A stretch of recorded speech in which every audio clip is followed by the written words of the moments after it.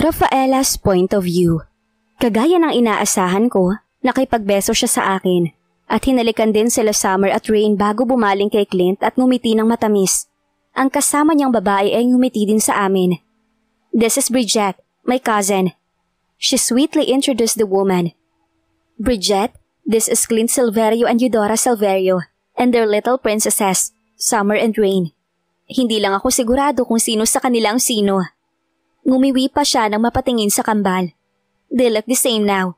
Hindi talaga makikilala kung sino si Summer at sino si Rain kung hindi nila lubos na kilala ang dalawa. Nakipagbeso rin sa akin si Bridget at nakipagkamay kay Clint bago bumaling sa kambal. Rumihistro ang paghanga sa mga mata ng babae bago masuyong dinampian ng halik ang kambal. They look so cute and gorgeous. Kung magkakaroon ako ng kambal, gusto ko ng ganyan din. Mapangarap na saad ni Bridget na tinawanan ni Cleopatra. "That's the same thing I said yesterday. I want a twin like them." Nagpaalam si Clint na may lalapitang kakilala kaya naiwan sa akin si Summer at si Rain, habang nanatili din sila Bridget at Cleopatra. Nakipagkwentuhan pa sila sa akin at maya't maya naman ang pagpisil ni Bridget sa pisngi ni Summer. Nangiting-ngiti lang samantalang si Rain ay tahimik naman. Nang magsisimula na ang seremonya, agad bumalik si Clint sa amin at iginiya kami sa upuan na dapat ay para sa amin. Napapagitnaan namin ang kambal at sa tabi ko ay mag-asawang negosyante na kanina ay nakita kong kinausap si Clint. Nang tumugtog na ang wedding song, nagsitayo ang mga tao para hintayin ang pagpasok ng mga taong parte ng seremonya. Natulos ako sa kinatatayuan ko nang ang ikatlong bridesmaid ay si Elvira. Napatingin din siya sa gawin namin pero walang ngiti sa labi niya hanggang sa maghiwalay sila ng kanyang partner. Kinabahan ako ron pero napawi rin na makita si Cleopatra na kapartner si Cyrus. They really look good together. Kasunod ay si Bridget at ang partner nito. May dalawa pa bago ang maid of honor. The maid of honor looks perfectly beautiful. Sa kanya lahat ang atensyon habang solong naglalakad sa aisle at nakangiti. Sa ganda niyang yan ay mukha na siyang manika. Nang matapos siya ay siya namang pagpasok ng bride. She is wearing a rosy pink wedding gown na may mahabang laylayan na umabot sa pinong buhangin at nakalatag pa iyon ng ilang metro. Kita ang aniyang tuhod at ang suot niyang sandals na may disenyong diamante. She is wearing a combination of white and pink flower crown na may puting belo na nakabalot sa kanyang muka hanggang sa kanyang dibdib. Hapit ang kanyang bewang at hindi ko nakaligtaan na ang nagkikislapang maliliit na diamante sa kanyang dibdib bilang dagdag disenyo sa kanyang wedding gown. Maging ang belo nitong suot ay may maliliit na diamante na pinasadyang ilagay doon. Kahit bahagyang natatabunan ng belo ang kanyang muka, hindi pa rin ito naitago ang kakaiba niyang ganda. She has this beautiful makeup that naturally enhance her undeniably beauty. Ngiting-ngiti siya habang naglalakad at nakakapit ng isa niyang kamay sa paniguradong ama niya dahil mahigpit din itong hawak ang nakahawak niyang kamay. Habang naglalakad ay nakangiti siya. Ngiting alam kong galing sa puso. Ngunit malinaw din sa mga mata ko kung paanong tumulo ang luha niya sa mga mata. Na tila alam niyang hindi sapat ang mga ngiti para ipahiwatig ang sayang kanyang nararamdaman. Sobrang saya ng nararamdaman niya at walang paglagyan nito kaya kahit ang luha niya ay nag-uumapaw. It's tears of joy and pure bliss. Unti-unting nawala ang kanyang ngiti at tuluyan niyang kinagat ang ibabang labi para siguro pigilan ang maiyak na husto. "Mommy, why are you crying?" Si Rain iyong nagtanong, dahilan para mapaangat ang kamay ko at automatikong punasan ang luhang tumulo sa mga mata. Nilingon din ako ni Clint at tinamaan ako lalo ng hiya nang makita niya ako nagpupunas ng luha. Agad siyang nag-abot ng panyo at nag-aalangan pa akong kunin iyon pero sa huli kinuha ko rin. "Wala lang to baby." Ngumiti ako at marahan na natawa nang makitang hindi lang pala ako ang nadala. May ilan pang umiiyak din. Masyado na pala akong emosyonal at nadala ng sayang nararamdaman para sa ikakasal. Ang swerte nila. Tuloy-tuloy ang seremonya at natahimik naman ako habang nakikinig sa kanila. Nakapunta na ako ng isang beses sa isang kasal. Hindi ganito dahil sa simbahan iyon. Si Flora, ang anak ni Auntie Lolita, ay ikinasal at kinuha rin akong abay noon. Hindi naman ako naiyak na mga panahon na yun dahil wala sa isip ko ang mainggit sa sitwasyon ng pinsan ko. She will marry the love of her life. Pero naaawa ko sa kanya ng mga oras na yon. Sa isip ko, wala naman nakakainggit kasi itatali niya lang ang sarili niya sa isang lalaki. I was just 17 that time. Wala pa sa isip ko ang matuwa at mainggit para sa mga babaeng ikakasal. But now, everything is so different. I'm already 26 and I can feel the envy creeping into my being. Hindi ko kailanman maisip na makakaramdam ako ng ganito. Lalo na nang magpalitan sila ng mga pangako, mas lalo ko lamang hinangaan ang pangyayaring ito. Of course, they have the money, that's why they can perfectly arrange a wedding like this, kahit pabiglaan ang lahat. Ngunit sa nakikita ko ngayon, hindi ang pagkakadisenyo sa lugar ang nagpaganda sa kasal. Hindi ang mga inibitahang mga tao ang nagbigay saya. Hindi ang perang ginasta ang gumawa ng magandang resulta, kung hindi sila mismong dalawa. First and Sanchel, they made their wedding perfect. Dahil ng mga oras na yon, ang lahat ay masaya para sa kanila. Ang lahat ay nakatutok at naghihintay sa kanila. Kung wala sila, walang saysayang ibang bagay. Sa paraan ng pagpapalitan nila ng mga pangako, higit nitong pinasaya at binigyang emosyon ng paligid. Dahil sa pagmamahalan nila, naging perpekto ang lahat. Hindi tungkol sa kung gaano kaingrande ang kasal. Tungkol iyon sa dalawang tao na nangangako sa ilalim na basbas ng may kapal. Tuloy-tuloy ang pagdiriwang hanggang sa mapunta kami sa reception hall, sa mismong loob ng hotel. Kahit ang reception hall ay nagsusumigaw ng karangyaan. Naisip ko tuloy kung gaano sila kaabala kahapon para mapaghandaan ng ganito kaingrande ang buong lugar. Nakaupo kami sa isang malaking pabilog na mesa. Pinakilala rin ako ni Cleopatra sa ilan niya pang kakilala na imbitado rin sa kasal. Sa mesa namin ay puro mga babae lang. Si Bridget at Cleopatra sa aking tabi. Kasunod ay si Desiree, yung maid of honor ng kasal. Si Paula, Kelly at sa harap ko ay si Elvira, na hanggang ngayon ay hindi pa rin maipinta ang muka. Kinakausap siya ni Paula, pero panay tango at iling lang ang sinasagot niya, kaya sa huli tinigilan din siya. Hindi ko naman siya magawang kausapin o kahit tingnan man lang. Sa tuwing nagtatama ang tingin namin, ako na mismo ang nag-iiwas at babaling kay Cleopatra para makipag-usap. Sa kabilang mesa ay naroon sila Clint, kasama ang ilan niyang mga kaibigan. Naroon din si Khalil at Cyrus. Panay ang lingon niya sa mesa namin at sa tuwing nakikita ko siyang nakatingin, ay ngumingiti na lamang ako sa kanya para hindi siya mag-alala. Si Summer at Ray naman ay naglalaro sa kung saan, kasama si Saling at ang dalawa pang bodyguard. Ayaw nila rito dahil maliban sa pinagtitingin silang dalawa, gusto na raw nilang maglaro pansamantala. Mukhang nababagot na rin. Sunod niya na ikakasal si Cyrus at si Cleo na. Biro ni Paula na ngayon ay sinamahan pa ng tawa. Parang si Desiree yata. Hindi ba may pamahiin sa pamilya ng mga Balboa na kung sino ang best man at kung sino ang maid of honor, siya ang susunod na may kakasal? Si Kelly naman ngayon. Ang alam ko pareho silang modelo sa Manila, kaya walang duda na kapwa magaganda. Mga malalapit na kaibigan ni Sanchel. Tigilan niyo nga ako? Tumawa si Desiree at agad na inabot ang flute na may lamang wine. Seryoso ako. Best man si First nung kasal ni Laclade at ni Atlanta. Si Sanchel naman ang maid of honor. Si Kelly na ngayon ay may mapang-asar ng ngiti sa labi. Nagkataon lang siguro. Tsaka may nakaraan naman si First at si Sanchel. Kaya nang pagtagpuin ulit sila, sila na talaga. Walang kinalaman ang pagiging best man at pagiging maid of honor nila sa kasal noon. Agad ng depensa ni Desiree at nilagok ang laman ng flute. Tumawa si Kelly at si Paula kasama na si Bridget. Pinagpatuloy nila Paula ang pang-aasar sa babae. Na-curious tuloy ako kung sino ang best man. Dahil kanina nakatutok lamang ang tingin ko sa dalawang ikinakasal. Dapat pala nagpresenta ka na maging maid of honor at si Cyrus naman ang best man para kahit paano. Tumigil ka, Bridget. Si Cleopatra napigil ang sigaw. Tumawa si Bridget. I'm just suggesting. Malay mo totoo. Hirit niya pa. Tiningnan ko si Cleopatra at nakangiwi na siya ngayon. Pinapagitnaan nila ako ni Bridget, kaya rinig na rinig ko ang pinag-uusapan nila. Hindi kagaya ng iba naming kasama. Nang magsalubong ang tingin namin, agad siyang nagbaba ng tingin at pinagtuunan ng pansin ng pagkain. This time, naglakas loob na ako manghimasok sa personal niyang buhay. Kayo, kailan niyo balak magpakasal ni Cyrus?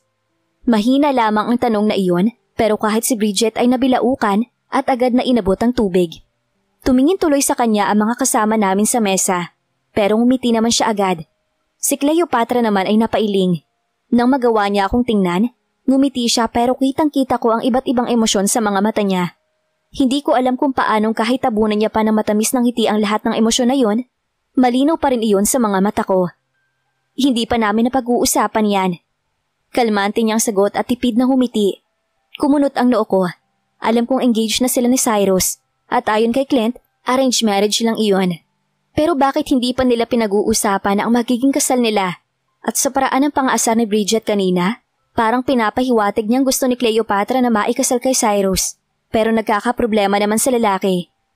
Kayo ni Clint, nasabi sa akin ni Sai na sa London kayo ikinasal. Ngiting-ngiti siya samantalang nawala ng emosyon na mukha ko dahil sa sinabi niya. La? Talaga Eudora? Sa London? Si Bridget naman ngayon na mukhang nakikinig pa rin sa usapan namin. My heart throbbed fast. Malay ko, hindi ko alam kung saan nagpakasal si Clint at si Eudora. Pero dahil si Cyrus ang nagsabi kay Cleopatra, maaaring totoo yon. Hindi ako nagsalita pero tumango ako. Nakakainggit ka naman.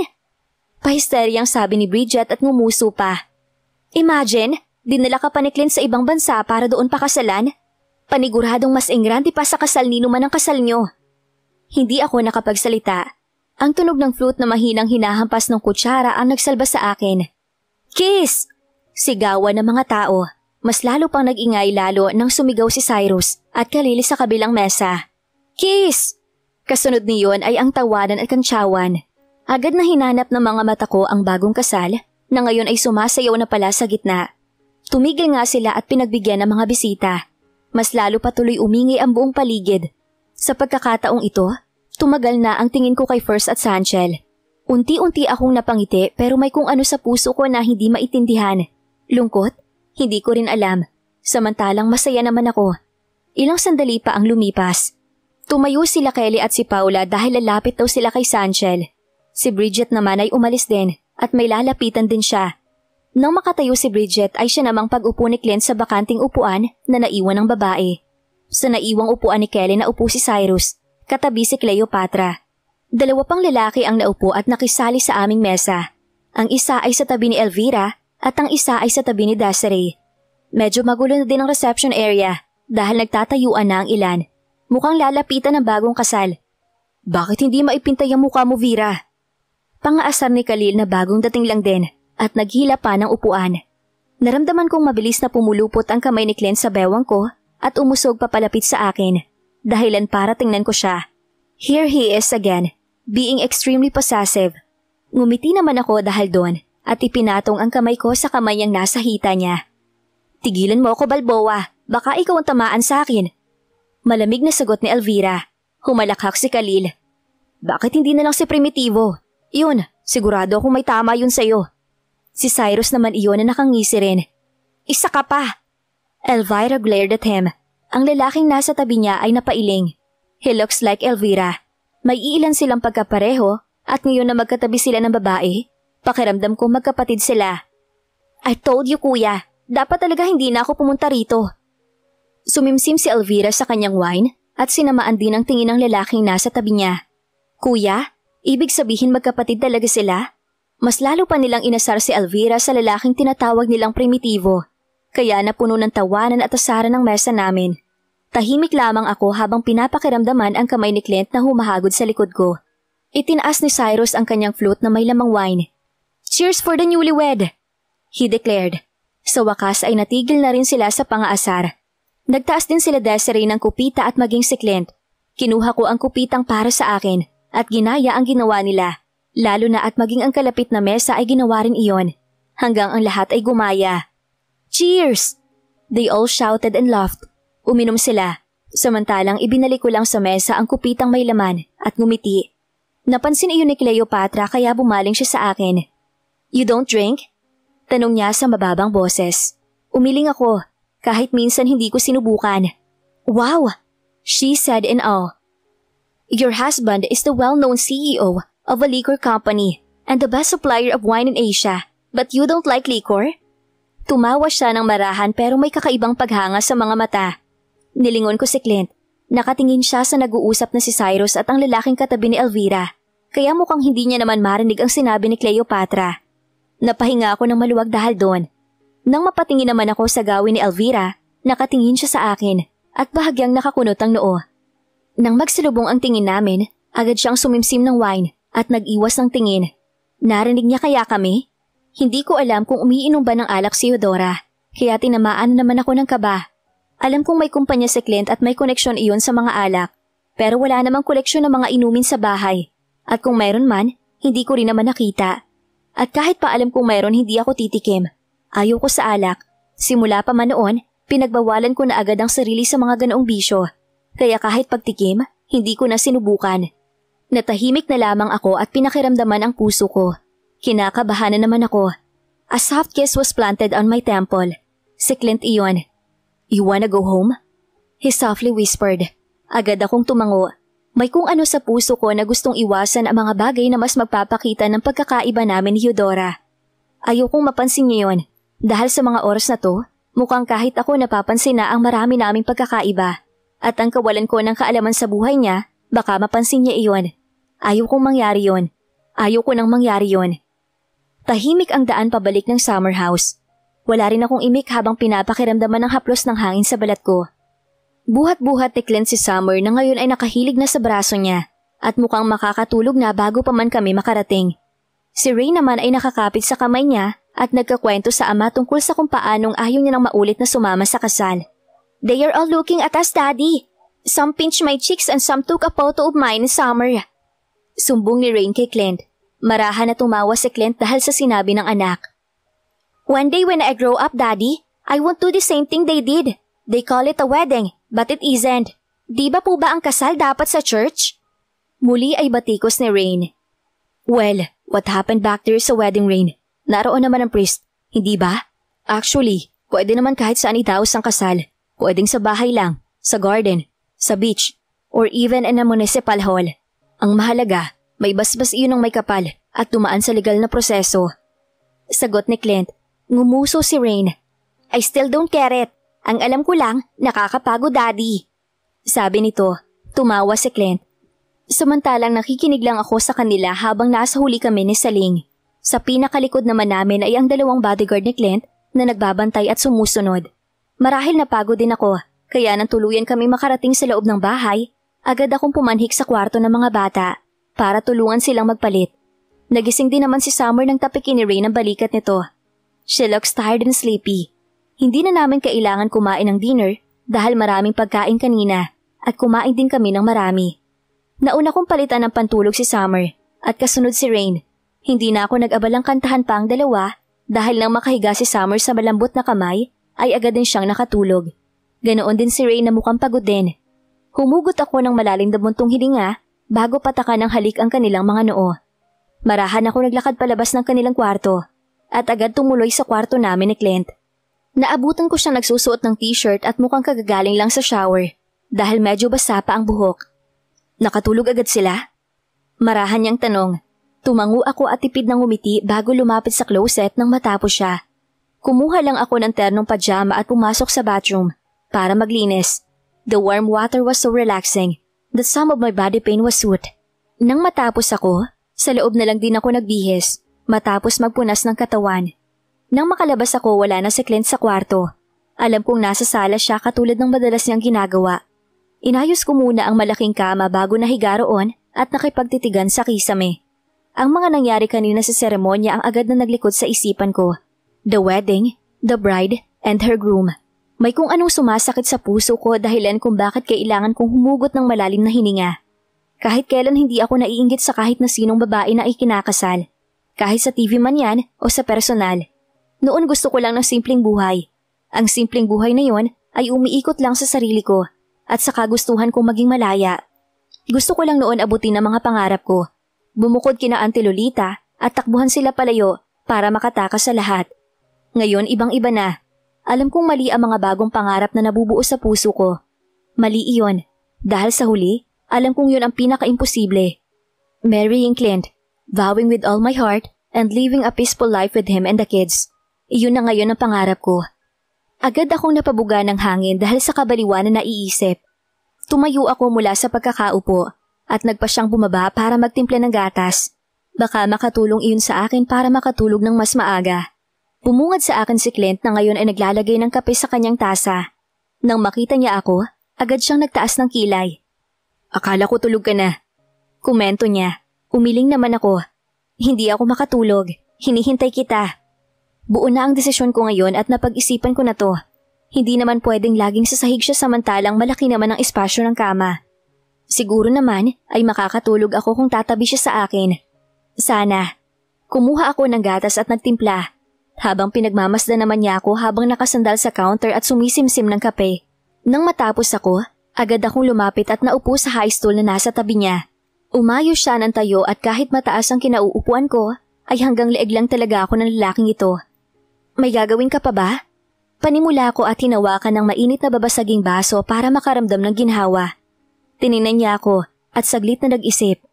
Yeah, I'll check some emails and review the minutes from my secretary. Mabilis lang naman yun. Bakit? Sinalubong ko ang tingin niya at tipid ng umiti.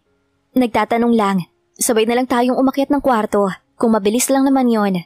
Nanatili ang kanyang mga mata sa akin. Nagsalubong saglit ang kanyang kilay at pagkaraan ay tumikhim siya bago sumimsi muli ng kape. Hindi na, mauna ka na. Humarap siya sa akin muli at kinintalan ako na magaang halik sa gilid ng noo. Kailangan mo na magpahinga. Alam kong napagod ka ngayong araw. Mauna ka nang umakyat. Susunod na lang ako. Iniangat niya ang tasang may kape at dinala iyon sa salas. Naiwan naman ako sa island counter at sinundan siya ng tingin. Kagaya ng ginawa niya, sumunod ako sa kanya sa salas dala ang gatas ko. At nang maupo siya sa mahabang sofa, ay naupo naman ako sa pang-isahan. Gusto ko nga sabay tayo. Pamimilit ko pa rin. Alam ko naman sa huli, paakyatin niya lang ako at hihintayin niya makatulog ako para hindi ko na mahintay ang pagpasok niya. Dahil siguradong sa sahig na naman siya matutulog. Bigla ay natawa siya habang inilalapag ang tasa sa coffee table na nasa gitna. Naiiling na tumingin siya sa akin at may kung anong emosyon sa mga mata niya. Iyon na yata ang unang pagkakataon na makita ko may pagkalito at paghanga sa mga mata niya. Ibinaba ko rin sa coffee table ang gatas ko at tiningnan siya. You need to rest, okay? Ngumiti siya ng matipid. Mukhang napagod ka kanina, kaya kailangan mo na magpahinga. Susunod agad ako. Umiling naman ako. Maghihintay ako. I'm still drinking my milk kaya dito muna ako. Sinukat niya ako ng tingin. Nananan siya at mukhang nagtataka. Kung aakyat ako ngayon at hihintayin siya, paniguradong makakatulog agad ako. Lalo na at nagtimpla ako ng gatas para sa sarili. Kung makatulog man ako, ayos na yon na nasa tabi ko siya. Hindi ko na siguro mapapansin ang presensya niya. Okay din. Napapailing lamang siya at nag-iwas ng tingin para abutin ang laptop na nasa gilid lamang ng sofang kinauupuan niya. Wala lang akong imik habang nagsisimula na siya sa ginagawa niya. Hindi ko minamadali ang pag-ubos ng gatas at mas madalas magsalubong ang tingin namin dahil panay ang sulit niya sa akin. Mayat-mayat titigil sa ginagawa at tatapunan ako ng tingin. Nangangalahati pa lang ang gatas ko nang maubos niya ang kape. Ngayon ay nakapokus na siya sa kanyang laptop at tumiti pa roon habang tinititigan ko naman siya. Siguro masyadong komplikado ang trabaho niya na kahit anong pilit niyang iwas sa trabaho, hinahabol pa rin siya nito. Sa umaga nasa amin ang buo niyang atensyon. Madalas lang siyang sumagot ng mga tawag. Pero tuwing gabi, lagi siyang may ginagawa. Sa sinabi ni Cleopatra kanina na isa siyang CEO ng isang liquor company at supplier ng wine sa buong Asia, mukhang demanding nga ang trabaho niya. I know nothing about his work. Basta ang alam ko isa siyang negosyante na kailangan ng maraming oras sa trabaho. Gaano kaya yun kahirap? Nang maubos ko ang gatas, agad akong tumayo para kunin ang ginamit niyang tasa at ang babasaging baso na ginamit ko. Dire-diretso ako sa kusina para hugasan iyon at ibinalik sa tamang lagayan. Nang makabalik ako, ganoon pa rin siya, nakatutok sa kanyang laptop. Bumalik ako sa inuupuan kanina at tiningnan siya. Mabilis ang bawat galaw ng daliri sa ibabaw ng keyboard na para bang buong buhay niya kapangkapa niya ang bawat letra at espasyo nito kahit hindi na niya tingnan. Bukas pa ang lahat ng ilaw kaya kitang-kita ko ang buo niyang anyo. Nakasuot lamang siya ng puting v-neck shirt at itim na shorts. Pero kung titingnan siya ngayon, ang gwapo niya, lalo na at seryoso ang mukha niya. Naalala ko tuloy yung araw na nakita ko siyang nakasuot ng salamin. Sa isip ko, ikinukumpara ko na ang hitsura niya habang may suot at ngayong wala. Kung alin ang mas gwapong tingnan, hindi ko alam. Parang pareho. Paano kaya yun? May nakilala naman ako mga lalaki sa Damarenas. Kumasa sa akin sa salitang gwapo. Pero siya, nilagpasan yun ni Clint. Walang-wala silang lahat sa kakisigan at kugapuhan ni Clint. Baka kung itatabi sila sa lalaking ito, magmukha lang silang batang hamog. Napakaswerte ni Eudora para mahulog sa kanya ang lalaking ito. Samantalang alam na alam kong habulin ito ng mga babae noong wala pang asawa. Bakit hindi? Ngayon nga may mga babae pa rin na umaaligid sa kanya. May mga babae pa rin na gustong makuha ang atensyon niya. Kahit alam nang may mga anak siya, sino nga ba ang hindi gugustuhin ng isang Clint Silverio? He nailed everything. Sa panlabas na anyo, walang kapintasan. mayaman, halatang matalino at mabait. Noong una inaamin kong nakakatakot siya. Noong unang beses na nakita at nakasama ko siya, agad na ako natakot dahil sa mga pinapakita niya sa akin. Nagawa niya rin akong saktan dahil alam kong malaki ang galit niya sa akin. Pero ngayon, iba ang klient na nakikita ko sa lalaking kinatatakutan noon. Ibang-iba. He groaned suddenly. Tila ba nahihirapan sa kung ano.